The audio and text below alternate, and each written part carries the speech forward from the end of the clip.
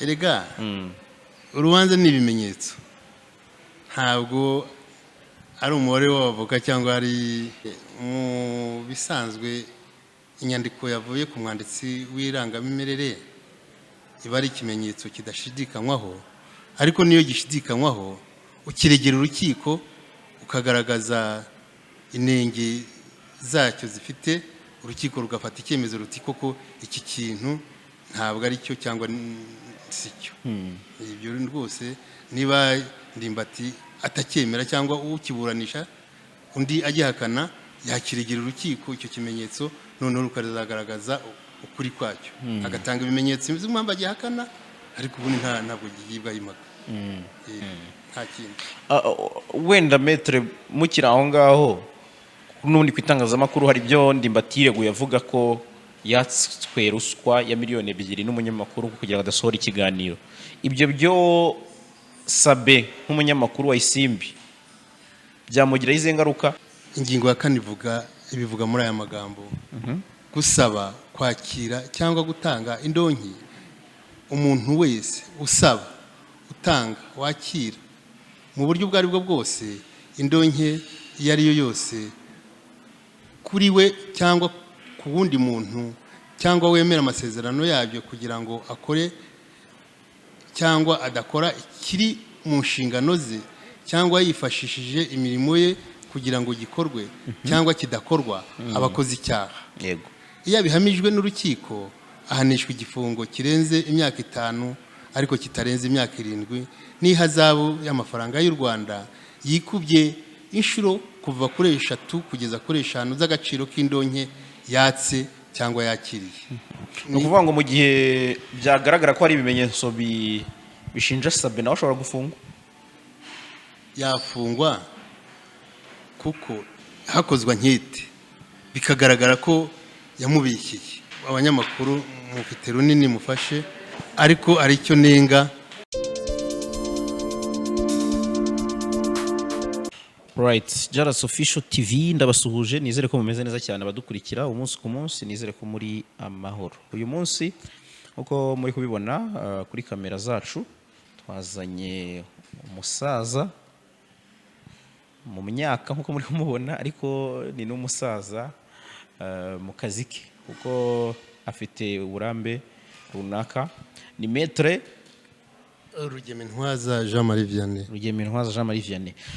Turakwakiriye rero ngira ngo uyu munsi twagutumiye tugira ngo hanini tukubaze ku cy'amategeko avuga ku byaha bimaze iminsi bivugwa haba mu byamamare ndetse n'ibindi byaha akenshi bikunze kugonga bitwa ko bazwi abastar.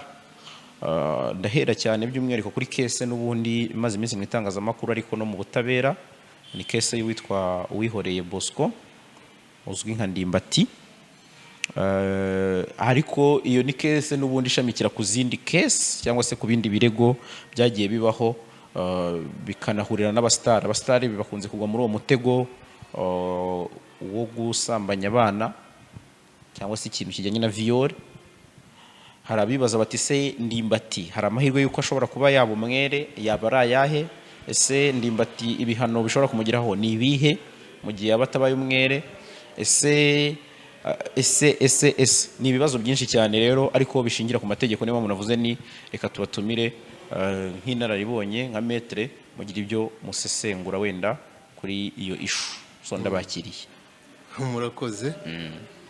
So rero ngira ngo wenda twihuse cyane sinzi nawe uri umupapa wenda hejuru yo kuba Maître ibyo ari byo byose niba mwarumviseho case ya Ndimbati sinzi icyo mwavuga nka comment mbere yuko twinjira ku cy'amategeko bivugaho mukurikije uko mubibona kugeza ubu ngubu. Urakoze cyane. Uragenda ugaruka ku ijambo abastar.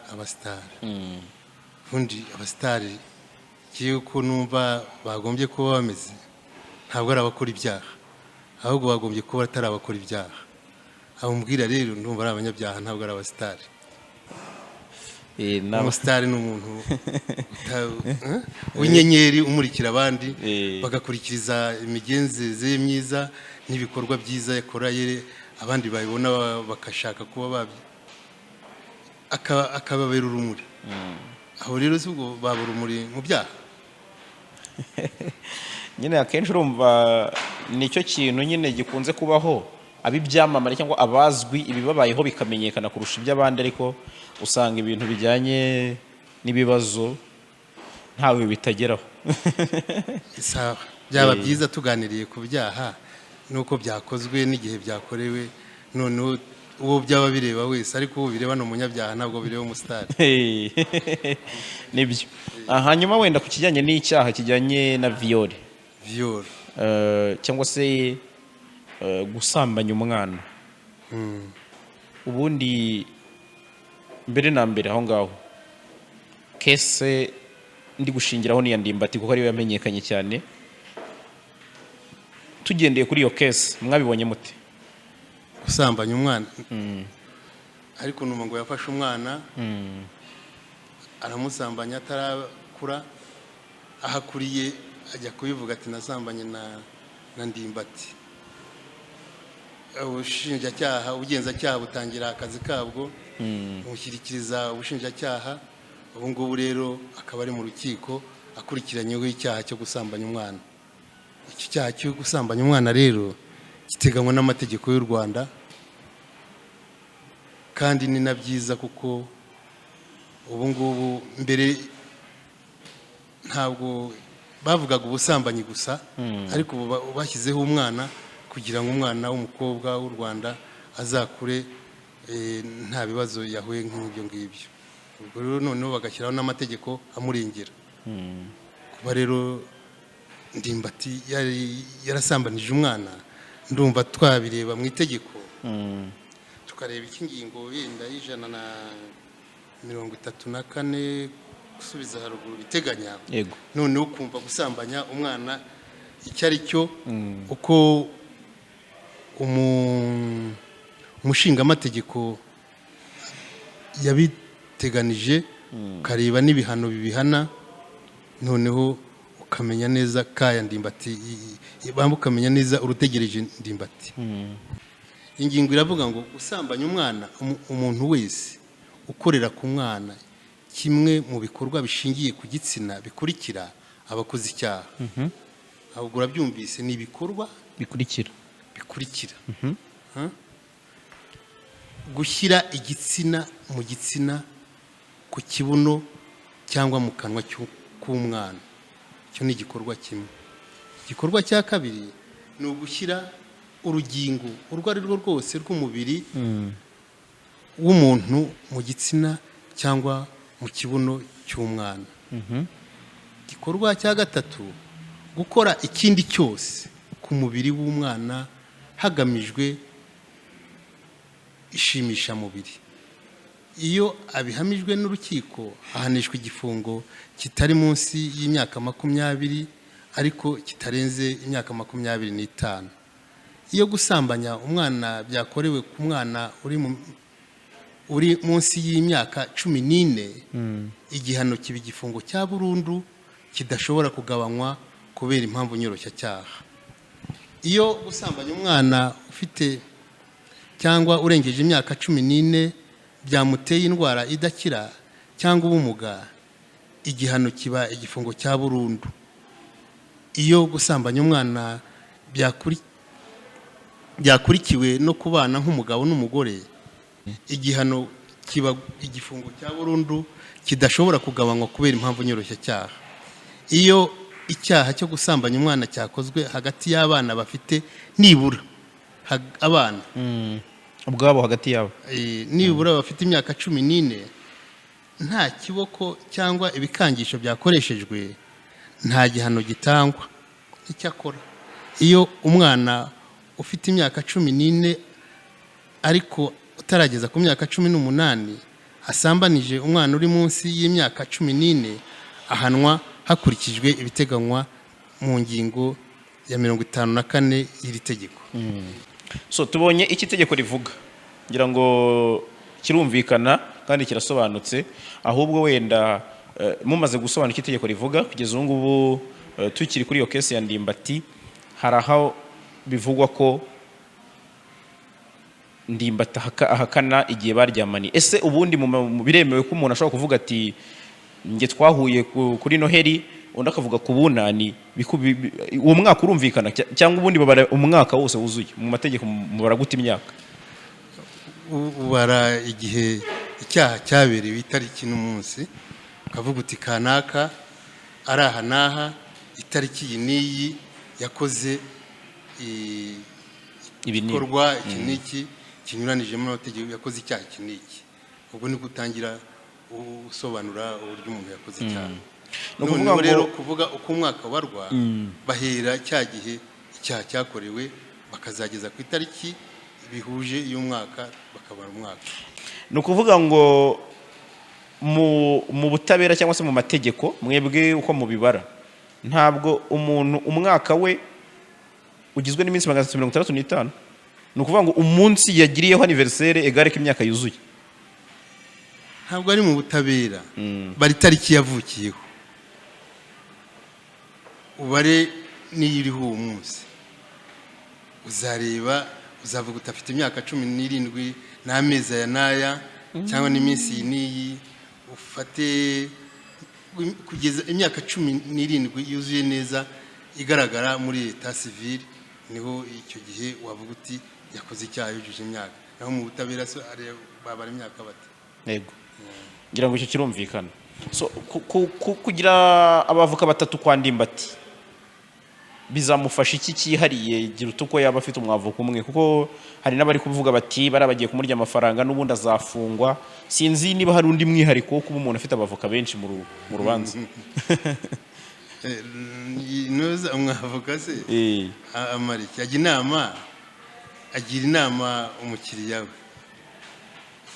akamubwira ati ibikorwa wakoze ibi n'ibi bimeze gutya na gutya, nitubigenza dutya biradufasha.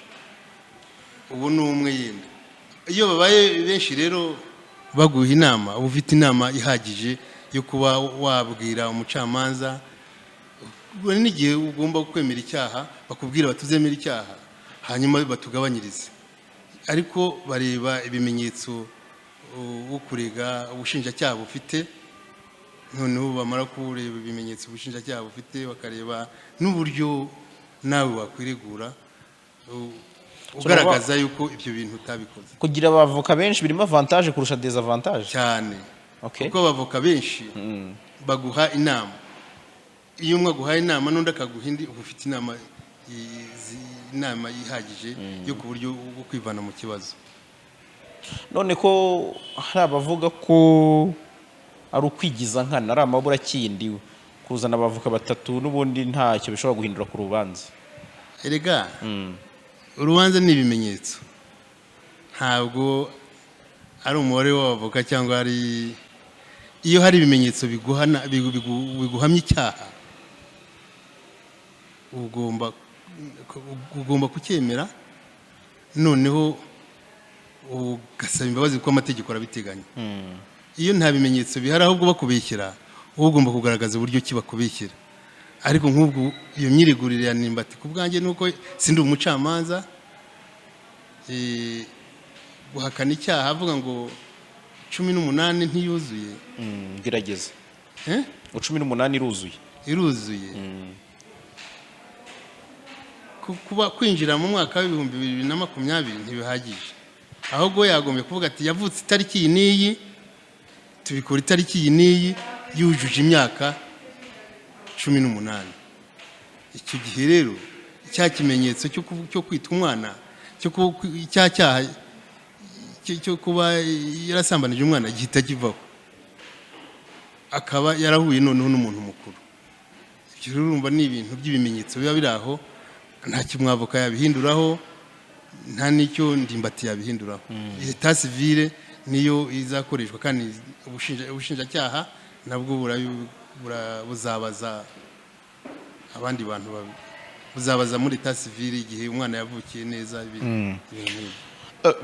Bigenda bite iyo bimwe mu bimenyetso bishidikanyijweho n'ubutabera kuko n'urukiko, kuko nko kuri no case ya NDIMBATI hari ibimenyetso bimwe abantu bagiye bavugaho comment harimo nk'ikarita cyangwa se icyangombwa cy'amavuko cy'umwana bavuga bati ni igikorano dore cyasohotse muri 2019 kandi umwana avuga ko yavutse muri 2002. Icyo gihe bigenda gute? Hari icyo bifasha Ndimbati? Hari amahirwe bafite kuba ibimenyetso bishidikanywaho? Ibimenyetso byatanzwe n'umwanditsi w'irangamimerere se wabishidikanyaho ute? None kubwo yatanze bibiri se cyangwa yatanze kimwe? Yatanze kimwe ariko kigaragaza ko ari ifishi ya 2019 bakavuga ko ari igikorano cyane cyane ko ngo kirimo ngo ba executive abitwa ba gitifu, harimo ngo akagari, umurenge, ndetse ari nabyo ashingira avuga ati ibyo bintu byabayeho ryari niba mubizi ku buryo umuntu yaba afite ifishi ya 2002 byanditseho. Mu bisanzwe inyandiko yavuye ku mwanditsi w'irangamimerere iba ari ikimenyetso kidashidikanywaho, ariko niyo gishidikanywaho ukiregera urukiko ukagaragaza inenge zacyo zifite, urukiko rugafata icyemezo ruti koko iki kintu ntabwo ari cyo cyangwa si cyo. Ibyo rwose niba Ndimbati atacyemera cyangwa ukiburanisha undi agihakana yakiregera urukiko icyo kimenyetso, noneho rukazagaragaza ukuri kwacyo agatanga ibimenyetso by'impamvu agihakana, ariko ubundi ntabwo gigibwa impaka. Bimwe mu byo byagarutsweho na bamwe mu bo twaganiriye harimo kuba kesi ya Ndimbati kuba yaraje mu itangazamakuru, hari abavuga ko hari undi murindi byayitije. Nibyo cyangwa ese kuba umuntu yagira ikibazo kikahura n'itangazamakuru byo bishobora kugira izihe ngaruka mu butabera? Itangazamakuru ni ryiza cyane, ni kimwe mu byigisha. Kuba rero byaranyuze ku itangazamakuru ni byiza cyane kuri yewe, ariko sinzi abandi ko babibona, kuko hari abantu benshi baba barahuye n'ibibazo nka biriya bagatinya kubivuga, ariko noneho byagera mu itangazamakuru tuzi ko nanjye ariko byangendekeye, n'undi tuzi ko ariko byangendekeye, bakabishyikiriza ubutabera. Ntabwo rero itangazamakuru rishobora gutegeka ubutabera ibyo bukora, ahubwo rwerekana ibyabaye, noneho ari ubwo bugenzacyaha buti koko n'ibiriya bintu biba mu gihugu biriya nibyo abo bakora, bagatangira nkete bakareba niba ari byo koko. Ntabwo ari ubutangazamakuru rikurikiranye Ndimbati akurikiranywe n'ubushinjacyaha. Nta yindi influence byagira kuba byarageze muri media, wenda harimo kuba yahabwa nk'ibihano binini atari buzabone, cyangwa se wenda akaba yanafungurwa? Ntabwo bishoboka. None se itegeko ko hari icyo riteganya, umucamanza yajya munsi y'itegeko icyo riteganya cyangwa akajya hejuru yacyo ngo nuko itangazamakuru ryabivuze? Ntabwo bishoboka rwose. Itangazamakuru rikwaryo ririgenga, n'umucamanza arukwe arigenga, nta hantu bahurira, mbona nta kintu bizahinduraho. Icyiza cy'uko byagiye hanze nuko abantu benshi babimenye, bakamenya yuko hari abandi byagizeho ingaruka kimwe bahuye n'icyo kibazo, noneho bakaba nabo bagana izo nzira z'ubutabera. Nta kintu. Wenda metre mukiri aho ngaho, n'undi ku itangazamakuru hari ibyo Ndimbati yireguye avuga ko yatswe ruswa ya miliyoni 2 n'umunyamakuru kugira ngo adasohora ikiganiro. Ibyo byo Sabe nk'umunyamakuru wa Isimbi byamugiraho izihe ngaruka? Ese kuba yarabivuze, kuko hari abantu benshi bavuga bati ese yabivuze ari amabura kinda ari kwidefanda afite bari abametre bari abamwunganira batatu, byo nibigaragaza ko abifitiye gihamya? Byarabaye se koko cyangwa ntabwo byabaye? Yarabivuze. Yabivugiye hehe? Mu rukiko neza, avuga ati Sabe yanyatse ruswa kugira ngo adasohora inkuru. Ariko noneho yarasohotse. Yego. Kuko atayimuhaye rero nawe nibyo avuga, nibyo ashingira avuga ati n'ubugambanyi nakorewe, ati n'ikimenyimenyi, agahita yurira kuri iyo ngingo. Sabe niwe umurega ko aregwa n'ubushinjacyaha, ahubwo yewe numva icyarebwa mbere na mbere ni ibimenyetso ubushinjacyaha bugaragaza. Naho Sabe nawe yaratse ruswa ni ikindi cyaha yakoze. Ibyo byaha biteganywa n'itegeko, reka ndirebe itegeko ndibabwire. Yego. Itegeko nimero 54 akarongo 2018 ryo kuwa 13 z'ukwa 8 2018 ryerekeye kurwanya ruswa mu ngingo yacyo ya 4 rivuga ko rivuga ibyaha n'ibihano bya ruswa. Ingingo ya 4 ibivuga muri aya magambo: gusaba, kwakira cyangwa gutanga indonke umuntu wese usaba, utanga, wakira mu buryo bwari bwo bwose indonke iyo ari yo yose kuri we cyangwa ku wundi muntu, cyangwa wemera amasezerano yabyo kugira ngo akore cyangwa adakora ikiri mu nshingano ze, cyangwa yifashishije imirimo ye kugira ngo gikorwe cyangwa kidakorwa, abakoze icyaha. Yego. Iyo bihamijwe n'urukiko ahanishwa igifungo kirenze imyaka 5 ariko kitarenze imyaka 7 n'ihazabu y'amafaranga y'u Rwanda yikubye inshuro kuva kuri 3 kugeza kuri 5 z'agaciro k'indonke yatse cyangwa yakiriye. Ibihano bivugwa mu gika cya 2 cy'ingingo ni nabyo bihabwa umuntu wese utanga cyangwa usezeranya gutanga mu buryo bwari bwo bwose indonke ari yo yose kuri we cyangwa ku wundi muntu kugira ngo hatangwe cyangwa hadatangwa serivisi. Iyo ibikorwa bivugwa mu gika cya 1 cy'igika cya 3 by'ingingo byakozwe kugira ngo hakorwe ikinyuranije n'amategeko, igihano kiba igifungo kirenze imyaka 7 ariko kitarenze imyaka 10 n'ihazabu y'amafaranga y'u Rwanda yikubye inshuro kuva kuri 3 kugeza kuri 5 z'agaciro k'indonke yatse, yakiriye cyangwa yatanze. Aha ngaha rero urumva yuko ni itegeko, ni ingingo iteganya ruswa, iteganya indonke. Ni ukuvuga ngo mu gihe byagaragara ko hari ibimenyetso bishinja Sabe nawe ashobora gufungwa. Yafungwa kuko yaba yarasabye indonke, yaramutse yarayimuhaye akabirenga akabitangaza cyangwa akagira gute, ariko urumva ni icyaha cyihariye kidafitanye isano n'ibyo NDIMBATI akurikiranyweho. So ubwo muri make rero metre nawe uri muri babandi bemeranya n'abavuga ko NDIMBATI ari kubikora yidefanda. Ntabwo naca urubanza.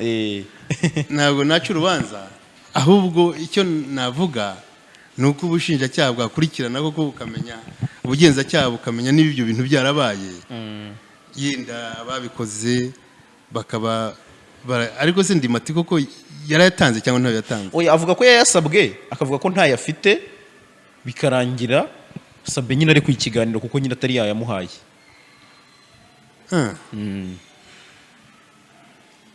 Mbese ubushinjacyaha bukaba bumubeshyera.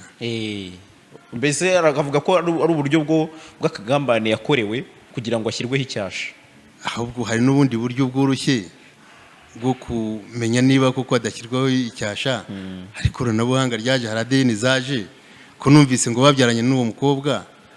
Abana barabemera. Icyo avuga nikijyanye n'ubugambanyi n'icyasha ni ibijyanye no kumushyira mu itangazamakuru, kubera ko n'ubundi avuga ko abana yabariraga, umwana akemeza ko babyaranye ari mukuru, afite imyaka y'ubukure, ahubwo yajyanywe mu itangazamakuru kubera izo mpamvu zindi ziri inyuma.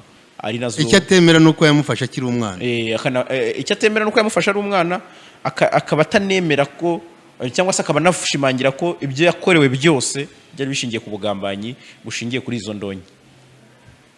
Ubundi mu mategeko ikintu gikomeye cyane cyitwa presomption d'innocence, kufatwa nk'umwere igihe utarahamwe icyaha n'urukiko, biba mu itegeko nshinga rya Repubulika y'u Rwanda,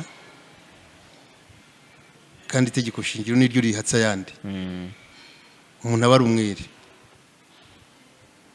Yamushyize mu itangazamakuru se muhamye icyaha cyangwa urumva umwana ni utanga ubuhamya. victime wasambanyijwe yego niwe wavuze uko byagenze yego ariko Ndimbati we akavuga ko ibyo byose byakozwe n'umunyamakuru witwa Murungisabe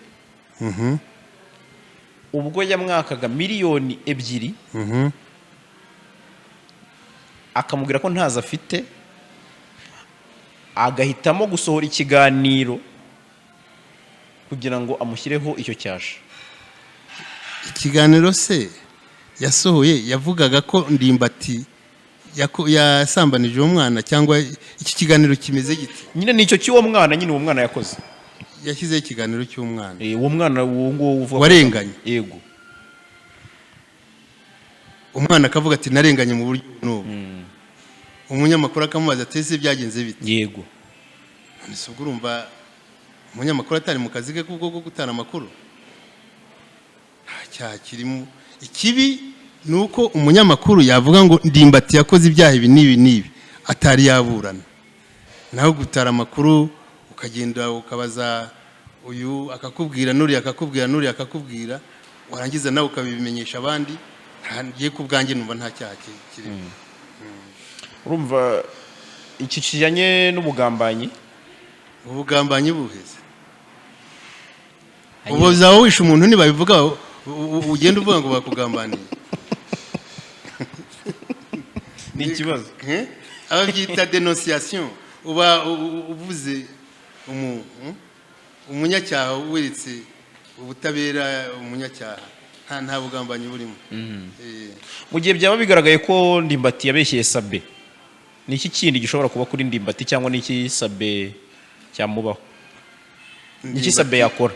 Ndimbati yabeshyeye Sabe mu gihe byaba bigaragaye ko wenda yamubeshyeye avuga ko yamwatse miliyoni 2 ariko akabura ibimenyetso bibigaragaza. Uko bigenda hakozwa nkete bikagaragara ko yamubeshyeye, icyo gihe Ndimbati Sabe amurigira indishyi, ariko idosiye yo mu bushinjacyaha yavuye mu nzira yo mu mwere akavuga ati dore na wa muntu wadenosheje ndumwere.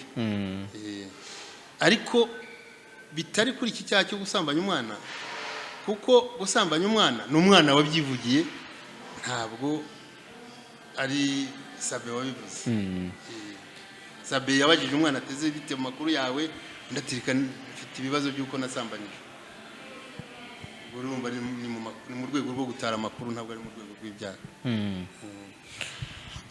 Wenda kugeza ubu ngubu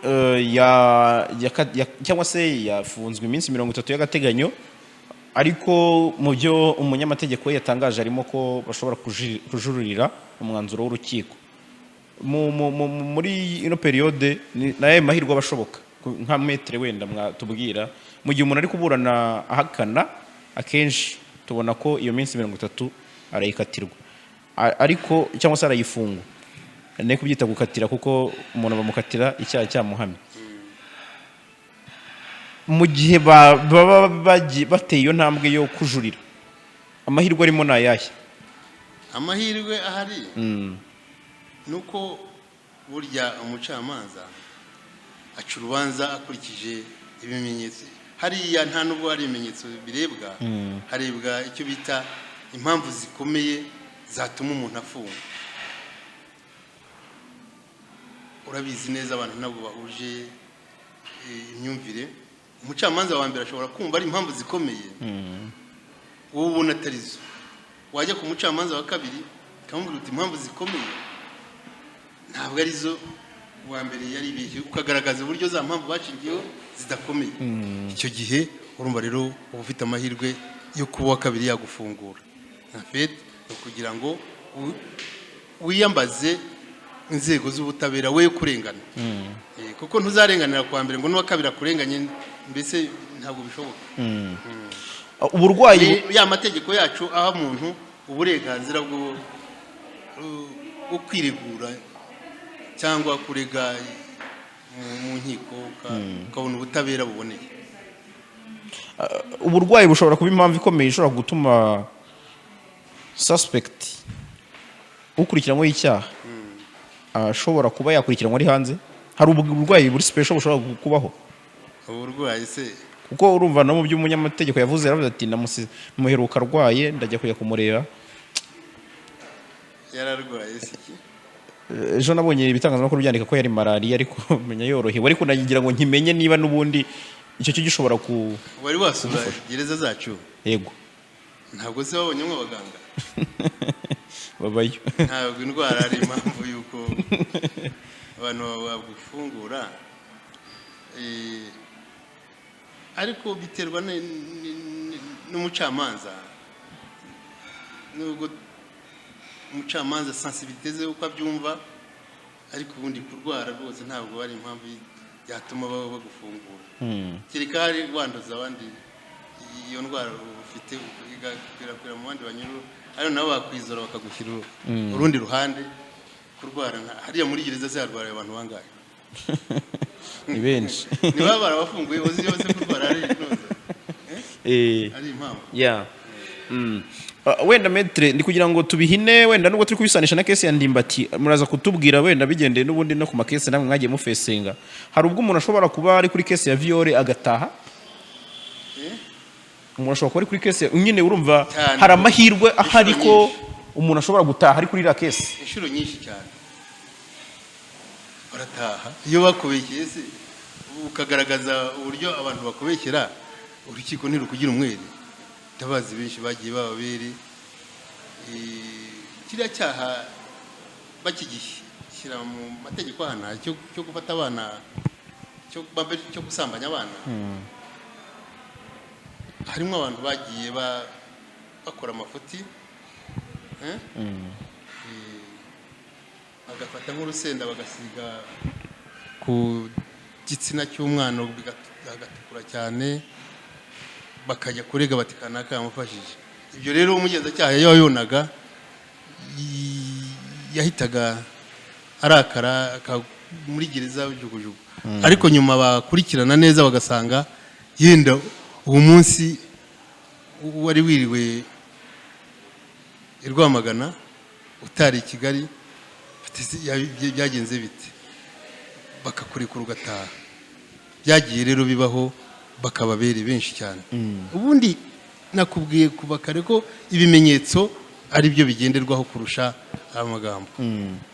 So wenda impamvu ngakomojeho nuko n'ubundi kare nawumvise ntangira mvuga ikintu kijyanye n'abastari ntabwo kwari kugira ngo tuze gukomoza ku bastari cyane ariko nuko iki kintu kijyanye na viol cyangwa se ikintu kijyanye no gusambanya abana ikintu kijyanye no kuryamana gikunze kuba nk'urufunguzo rwinjiza bamwe mu byamamare muri gereza. Nkuko bivuga uti hari case zagiye zibaho abantu bakababere zimwe na zimwe babafunze. Iyi case ishobora kwifashishwa mu bugambanyi ku bantu kuko akenshi tutanagendeye kuba mu Rwanda n'amakese tumva ku byamamare bindi byo hanze akenshi barimo icyo kintu kijyanye no kuryamana kuko ari cyo kintu igiturufu nini akenshi kunze kwifashishwa. Tutakunze kumva wenda ngo umustar ngo aratazirwa kwiba imodoka ibintu nk'ibyo. Ubwo suruba ubwo nakubwira iki sosiyete y'abantu muri rusange ishingiye muri production mu kororoka reproduction. Noneho hakaba n'ikintu bita nanone urukundo narwo hari baruvuga kwinshi abigisha za abapadiri n'abapasiteri hari ukuntu barusobanura n'abasore n'inkumi nabwo hari ukuntu barusobanura. Ibyo bintu rero ugasanga nibyo bigize icyo kintu cy'urukundo icyo kintu cy'urubyaro nicyo kiba kigize la societe. Nayo mpamvu rero abo bitwa ngo n'abastar ntabwo ari abastar umustar mu cyaha ntabwo abaho. Niyo le point sensible de la société. Iyo babivuze rero babivuze ku bantu nk'abo ngabo nta gitangaje kuri giye kirimo kuko nibikorwa yo muri société yabi y'abazungu yabi y'abanyarwanda yabi y'abaki ariko urukundo ni ikintu kiri universel ku isi yose. Umva nta kuvuga ngo akenshi bakunda kuvuga iby'ubusambanyi. Ubusambanyi se umuco wa Kinyarwanda ko tutawemera utemerwa, uri muri za kirazira. Ibi byose ga ni inkurikizi zo ku muco wacu wagiye uhindagurika. Yego umuco urakura, ibyiza ukabifata biturutse ahandi, ariko rero mbona ibyiza byacu ahubwo ari byo twibagirwa kurusha, tugafata ibibi by'ahandi, kandi twagombye gufata ibyiza by'ahandi tugakomeza n'ibyiza by'iwacu. Ndumva nuko nakubwira rwose, se batavuze ibyo bavuga iki se? Ni hatari. Wenda metero turi kugenda tubusatira n'umusozo, naye mahirwe ndimbati afite kugeza ubu nka mu mboni za metre Jean Marie. Reka nkubwire, ntabwo ndi umucamanza, ntabwo naje guca urubanza rwa Ndimbati. Icyo gusa nabivugaho, nibasanga urukiko nirusuzuma rugasanga Ndimbati kuko yarafashe uriya mukobwa akiri bambe, yarasambanije uriya mukobwa akiri umwana, bizamufata. Bazareba imyaka, kuba yemera ko yabikoze ni kimwe, kuba yari mukuru nabyo ni ikindi kibazo. Ubu rero igisigaye gusuzumwa ni ukureba niba yari mukuru koko cyangwa yari umwana. Noneho umucamanza azahita afata icyemezo. Ibyo kuba harya ngo yamuhaye n'ibiyobyabwenge, ngo yamuhaye inzoga, kumuha ibiyobyabwenge kugira ngo akunda amusambanye, ni impamvu nyoroshya cyaha. Cyakora yaramuhaye ibyica, byaba ari uburozi, noneho bikaba ikindi cyaha, ariko icyo yari agamiriye cyari ukumusambanya. Byaba rero impurirane z'ibyaha, hahanwa igirusha ibindi ibihano, ikirusha ibindi bihano. Yego, urumva ari cyo navugaho, kuko Ndimbati reka tumurekere umucamanza, umva ko yajuriye, ahubwo tugiriye icyizere mu nkiko zacu. Urumva ari ibyo ngibyo. Nibyo ngibyo ndumva binasobanutse. Maître Jean Marie, turi gusoza, ni irihe somo abantu muri rusange, ne kuvuga abastar cyangwa se abarebwa ni itegeko, kuko buri munyarwanda arebwa n'itegeko, bakwiye gukura muri no ishu turi kubona iri gutrendinga kimwe n'izindi. Murakoze. Ubundi itegeko nshinga ryacu mu ngingo zisoza hari aho rivuga ko nta muntu n'umwe utazi itegeko, kandi buriya abantu benshi simpamya ko baba bayazi, kuko cyane cyane urubyiruko. Urabona urubyiruko rw'abahungu n'urw'abakobwa, abantu bitwa les adolescents, baba bafite imyitwarire yindi itameze nk'iyo bari bafite mu bwana. Burya iyo bakiri batoya baba bumva ababyeyi cyane, ariko iyo amageze kugera muri iyo myaka, yatangiye kumera ubwanwa, aba yumva nawe ari umugabo mu bandi, ntacyo ababyeyi batabyumva. Umva rero ni igikorwa cya sosiyete gikomeye cyo kumenyesha abantu amategeko. Ibyo navuga, hari urubyiruko cyane cyane rwaba urw'abahungu n'urw'abakobwa, hari ibyaha buriya bakora banabitekerejeho, ariko batazizenda ko ari n'ibyaha. Yego, babimenya bate ko ari ibyaha? Urugero natanga ni ugusebanya, gusebya akakuvuga ibyo utari. Urugero natanga ni gusindira mu ruhame, nk'abasore banywa inzoga bavuga bati dusinde.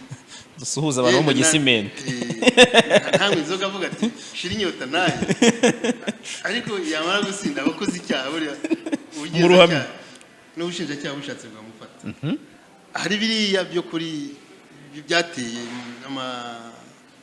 ama social media yego Twitter YouTube n'izindi biriya abona agafoto yenda kakavanaho gutwi nawe akakohereza akahindura nawe akakohereza ibyo ni ibyaha baba bakora ariko rimwe na rimwe baba batabizi cyane ibyo rero nkuba ari ibyaha ubwo icyo ngicyo kimeze gutyo bakita ngo iki cyo gufata wenda nk'ifoto ukayikuraho ugutwi ngira ngo byigeze kuba kuri Kensi nawe yavuga ko agiye kurega bamu ni icyaha gitega gutanga amashusho amagambo binyuranije n'uko byafashe iki giteganywa n'ingingo y'ijana na 57 itegeko ibyo byaha rero byose bari gihe urubyiruko rubikora rutabizi nkumva icyakorwa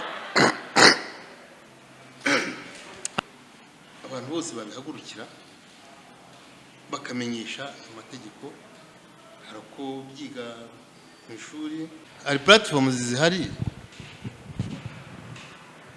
maradiyo televiziyo ibinyamakuru byandikwa cyangwa biriya bikora ku ntuza ku koranabuhanga hakaba na ziriya za social media ibyo byose bishyize hamwe bikajya bivuga amategeko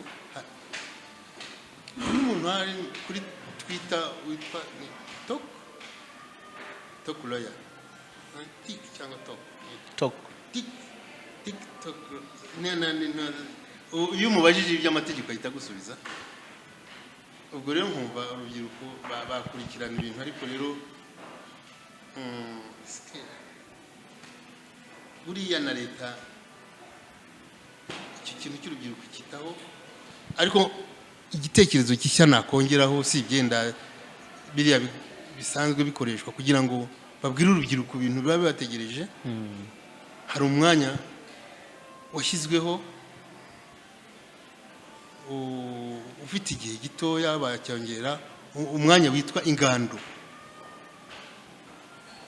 bakamaramo nk'ukwezi cyangwa amezi abiri ariko bakavamo bazi ikintu kiye bakabigisha ibintu byose bagafata nk'icyumweru babwira by'amategeko y'ibihano urwo rubategereje ibyo bazakora muri sosiyete bagahanwa ibyo bazakora byiza noneho ukumva rero ibyo by'ingando babiha umwanya munini abana bakagiramo kuko naho babaho niho urungano ruba ruhuriye bakazajya bavayo bazi neza ibyo ari byo kuko izindi nzira mu ishuri sinzi ko wabwira ngo bige amategeko kandi batari muri domaine ndumva ari igitekerezo natanga turasoje ariko narakano ngiye ntakubajije kubera ko byagiye bigarukaho cyane n'abasesenguzi bamwe mu bakoresha imbuga nkoranyambaga kajyanye no kuba ngo Ndimbati yagombaga kuburana yemera ngo mu buryo bwo koroshya icyaha ubundi ntabwo ngira ngo bibe Ndimbati gusa ariko avantage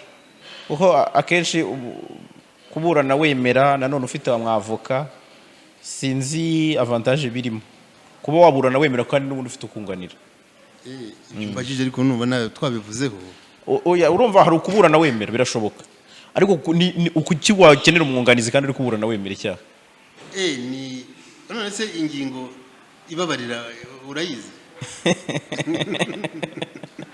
no kuvuga umushinga w'amategeko hari ibyo yashyizeho ati ibingibi nibigenda gutya uwemeye azabarizwa uburyo n'ubu ibyo rero abavoka nibo babizi cyane kuvuga ngo ndemera ndasaba imbabazi gusa ariko utavuze n'ingingo y'itegeko ibiteganya ntabwo byaba bihagije akenshi umva ntuza umwavoka ariko aba ari ngombwa kuvuga rero ngo Ndimbati yaburanye yemera cyangwa atemera biriya n'imvugo nyine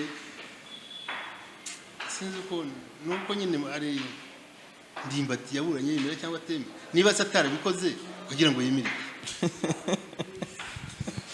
ntabwo ari undi muntu waza kuvuga ngo yaremeye cyangwa ntiyemeye nkumva rero kuba yaraburanye ahakana umutima nama we mu bikorwa bye niba atarabikoze yabikoze ariko ubushinjacyaha ntibishobora kubigaragaza ko yabikoze hazahano ariko ubundi buriya biganira n'abo bavoka bamwunganira akababwira ati byagenze gutya byabagenze gutya bakiga neza kuko urumva ko imyaka 18 numvise ari cyo kibazo gihari bakiga neza